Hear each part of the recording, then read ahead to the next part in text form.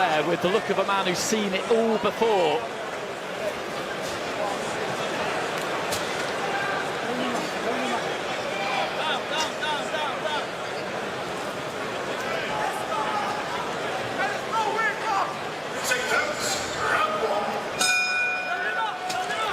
But can he cope with the skill set of Ben Whittaker? Whittaker in the black, Gradia in the white. Gradia went 8 rounds with Dan Aziz last year. He's been able to carry Talma, Ezra Taylor, 2 other good fighters as well, stopped by Zach Parker in 7. So that's the caliber that he has, the toughness that he has. Whittaker has started with some intent here, though.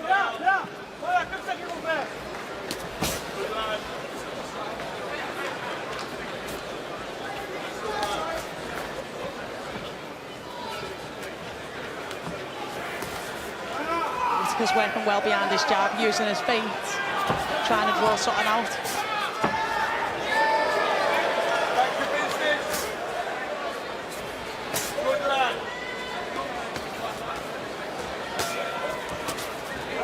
Gradia gets onto the inside and winds up for the right hand there. That was good work from him. He stole that space and then looked to get the punch away.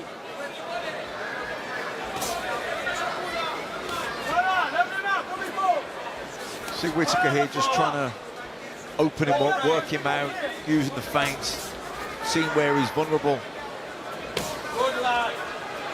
Gradia not really opening up just yet, still very defensive-minded. Whittaker doubling up on the jab. He's gone up and down with the jab. Nice. That's good control. Good control. Come on. Good lad. Set me off. And trying to sink the right hand into the body. Followed it with a left uppercut. Gradia trying to find room for that right hand round the back of the guard whenever possible.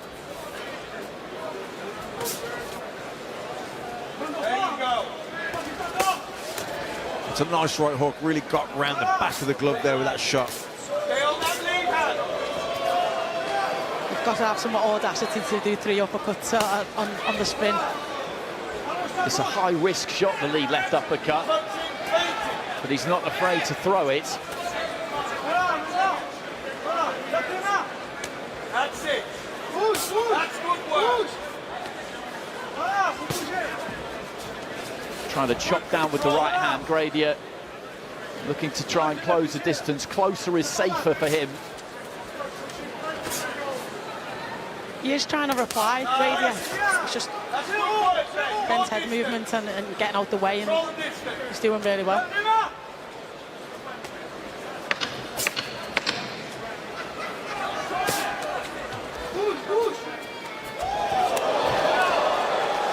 Good defensive skills there from Whittaker, who plays to the crowd at the end of the rat character. The master of disaster, the king of sting, the Count de Monte Fisto. I get misty-eyed, Macklin, when I think about it. Yeah, he was. What a character! What a character! What a set of films. I think you say Rocky 3 was your favourite, Andy, wasn't it? There is no tomorrow. Tremendous stuff. Sympathies from the whole of the UK boxing family to the Weathers family and friends. Whittaker just going about his business here. Nice left hand into the body, and again an extravagant bit of evasion from the surgeon.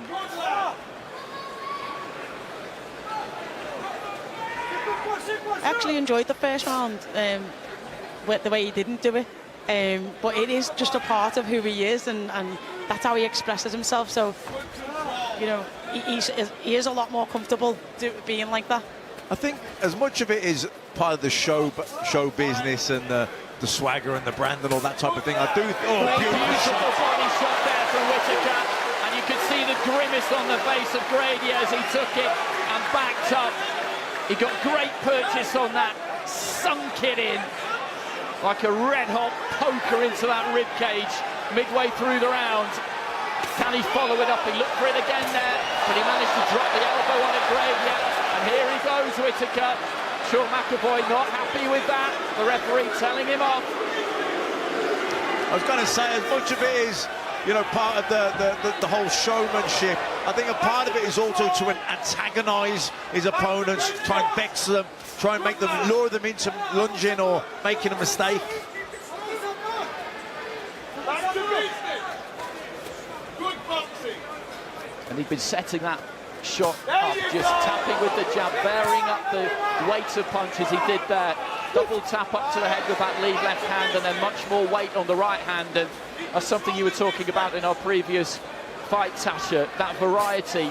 You get hit with something you're not really braced for, and that's when it makes the impact. 100%. He's varying that backhand up lovely. He's bringing it up, he's bringing it over. But that shot that he caught him with, the headshot, he just gets caught there. He just missed his ribs by inches and just came up and at the side, and you just can't defend them. It's virtually impossible to defend them. It was great placement of the shot. You know, when you miss somebody, when your opponent in front of you, you can't hit them, and you miss wild like that, and the crowd cheer. You know, it embarrasses you, it demoralises you, and then you get hit with a stiff jab on the nose and a body shot, and it's slowly breaking your will. He did get clipped there with a shot in that little exchange. But looks to finish on the left hand, the 1-2 at the conclusion of the referee there. They feel he's been hit around the back of the head here at times. There's that left to the body.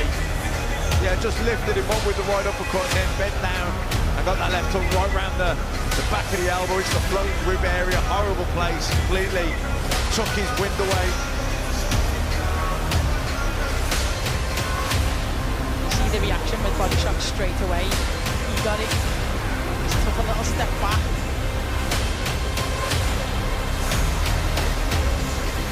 There's the next shoulder.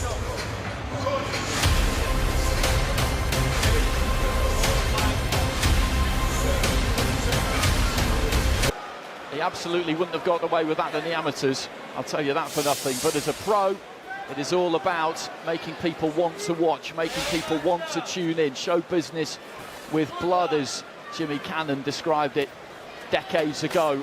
And again, just varying up the weight of that left hand there, Whittaker. Gradia's going to need all his experience here. Yeah, he's got to try and tuck up tight, fire back when he can. You know, try not to get too disheartened when he's struggling to land, because Whittaker is very evasive. He's got great upper body movement, great lateral movement. He's got very, you know, his peripheral vision. He's very good reflexes. He's not easy to catch clean.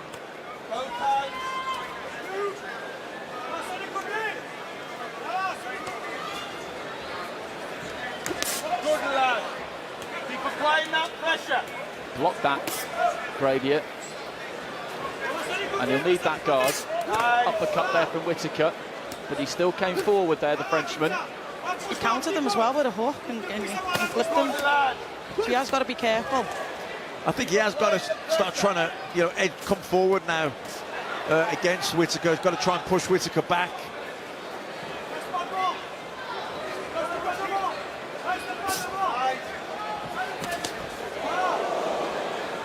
Just trying to punch off the head movement there, Gradia. Let fly with the left hook. Yeah, he fell short, but it was a better effort.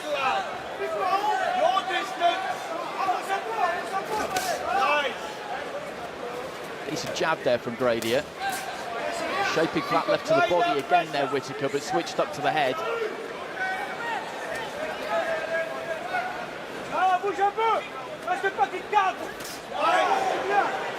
Coming over the top of the jab there, Whittaker, with the right hand. He wasn't far away. He's actually showing his boxing IQ there, Ben. When he dipped, obviously he caught him with the body shot earlier, and he knew he was going to dip, and he brings it up the middle. Great shot. Another uppercut there from Whittaker, but Gradia soaked it up and then came back with the right hand, but he's just been backed up to the ropes and touched there. Caught with the combination, Gradia, and Whittaker again just looking outside of the ring. Just over 30 seconds remaining in round 3.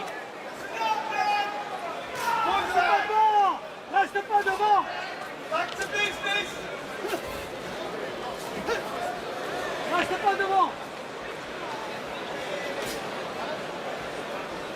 Again, you see Gradia missing wildly there. It's almost as disheartening as getting hit with a stiff jab.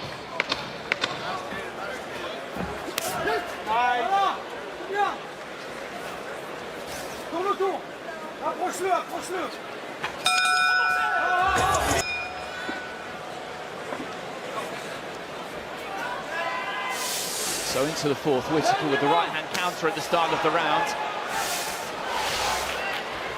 A little bit of swelling around the left thigh, just under the left thigh there of Gradia, I think has come up from that right hand. I think he just caught him cold with the first shot. He came out with a bit of a lazy jab, then just slipped and countered it.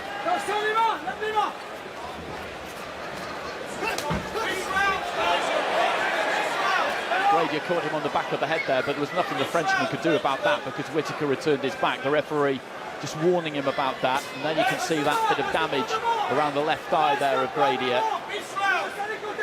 Yeah, the right hooks are really working well for Whittaker. He's really digging the shot in, getting behind the glove.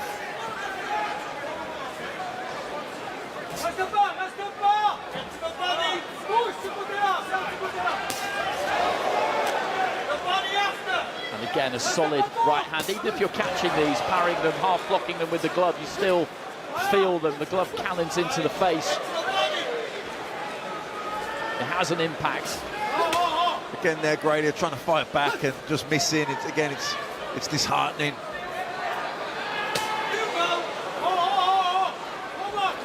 He's protected himself well from that left hand to the body, Gradia, since he got put down by it.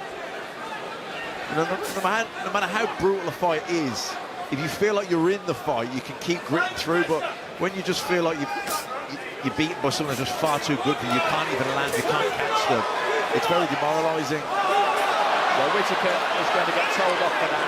He stood up tall and he just slapped him on the top of the head, really, with the palm. And the trainer there is pretty furious about that. He's been complaining to Sean McAvoy, the referee, in between rounds. He feels that Whittaker has been hitting his man around the back of the head at times, and the pair of them just being called to the centre.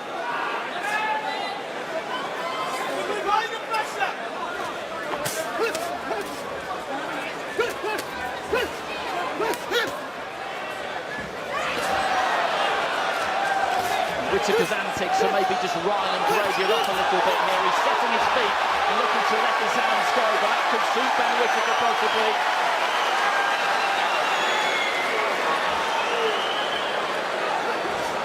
Again, he's just kind of goading him here, embarrassing him. Well, the referee again is saying that he's backhanded him there, Sean McAvoy, and they make him right. He hit him with the back of the left glove. Any more of that, and he's going to take a point. He's telling him you need to make contact with the knuckle part of the glove. You know, this kind of showboating, some people can't stand it, other people love it. It's literally, you know, what you like. Gradia's corner man is still absolutely raging and halfway up the stairs, and I think he's being approached by someone from the board to tell him to sit down. He is not happy at all. Now you can see the steam rising off him away to our right-hand side. Gradia's keeping his composure, though. He's a very experienced fighter. Right hand lands something there, and he chases Whittaker with the left and puts a right on the end of it. Whittaker just...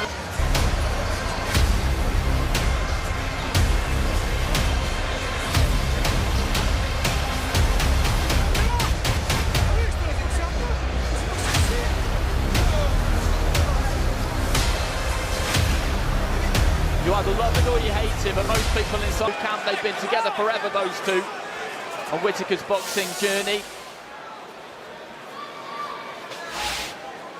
To have the confidence, the timing, and, you know, the ability to do it is impressive. But I think people just find it disrespectful to the opponent.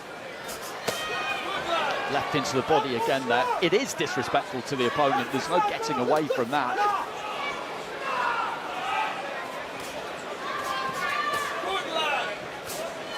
If you do this, you have to be able to back it up. Right hand into the body there from Whittaker. So he needs to be able to close the show here. That's the kind of pressure you put on yourself. But again, he's got such good reflexes, he's a good counter puncher, and that kind of, you know, really goading your opponent. It's part of his tactics, it's part of his game plan, trying to lure him into making a mistake that he can then make him pay for.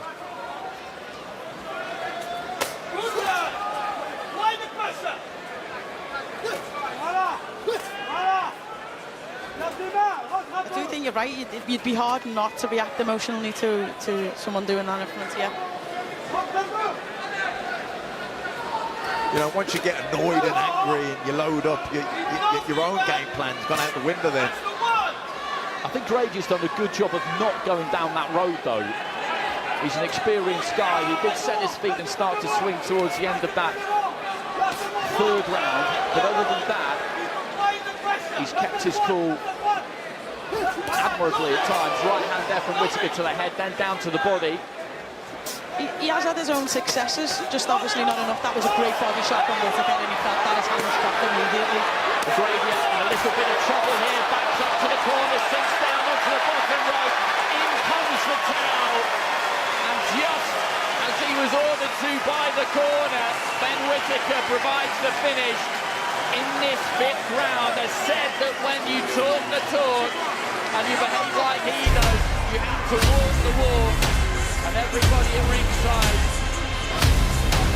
appreciates somebody who has that in their locker. And Ben Whittaker absolutely does.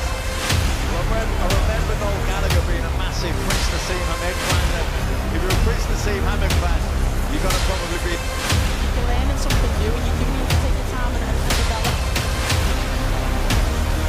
He was just beginning to wilt here, Gradia. Still tucking up fairly effectively, but he takes his kick on that bottom rope when the trainer at that point decided that given we're in the fifth round, this man was still such a long way from the tape. He knew what was coming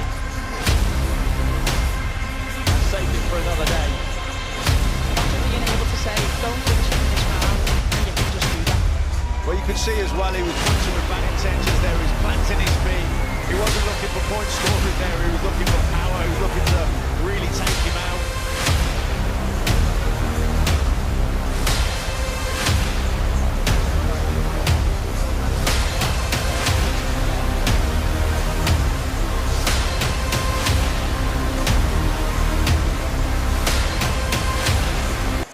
Ladies and gentlemen, referee Sean McAvoy calls a stop to this contest at 1 minute, 57 seconds of round number 5. Declaring your winner by TKO and still undefeated, Ben the Surgeon